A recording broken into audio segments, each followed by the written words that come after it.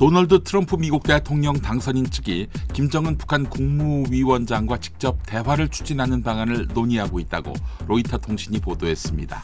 트럼프 당선인은 7월 공화당 대선 후보 수락연설에서도 재집권하면 김정은과 잘 지낼 것이라고 밝히는 등 북미 정상대화 복원 의지를 수차례 강조했습니다. 이와 관련해 정부 고위 소식통은 동아일보와의 통화에서 우리를 건너뛰고 북미가 협상판에 앉는 건 상상하기 힘들고 상상하고 싶지도 않은 그림이라고 밝혔습니다.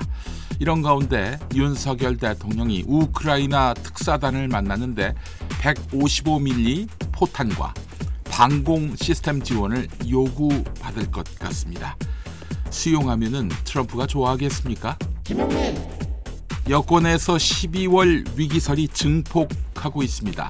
더불어민주당이 순직해병 의혹 국정조사에 시동을 걸었는데요.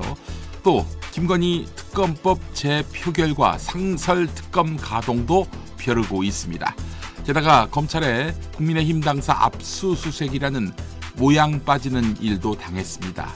문제는 그 다음입니다. 여당이 추천 못하게 된 상설특검은 기간과 규모가 짧고 작아도 대통령이 거부권을 행사할 수 없고 3일 이내에 특검 후보 2사람 중 1명을 임명하도록 해서 수사 속도가 빠릅니다. 여권에서 저지할 수단이 없는 것입니다.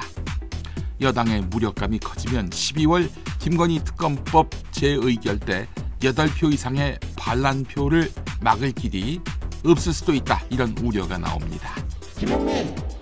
조선일보가 이재명 대표의 사법 리스크 방어를 위한 맞춤형 법 개정을 민주당이 본격화하고 있다며 일면 머리 기사에서 다루고 있습니다.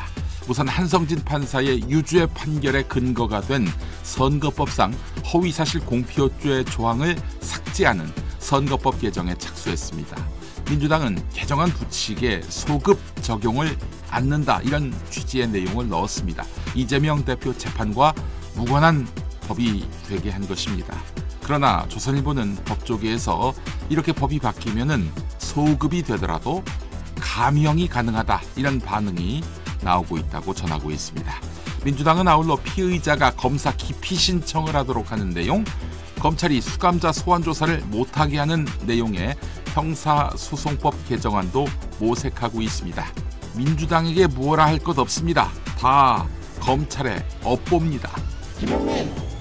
서울에는 근대 기상관측 시작된 후 11월 기준 117년 만에 가장 많은 눈이 내렸습니다. 특히 산이 많은 관악구에는 눈 폭탄이 내리면서 한때 27.5cm까지 눈이 쌓이기도 했습니다. 전문가들은 기후변화의 영향으로 바닷물 온도가 오르면서 수증기를 머금은 눈구름대가 발달해 갑작스러운 폭설이 발생한 것으로 보고 있습니다.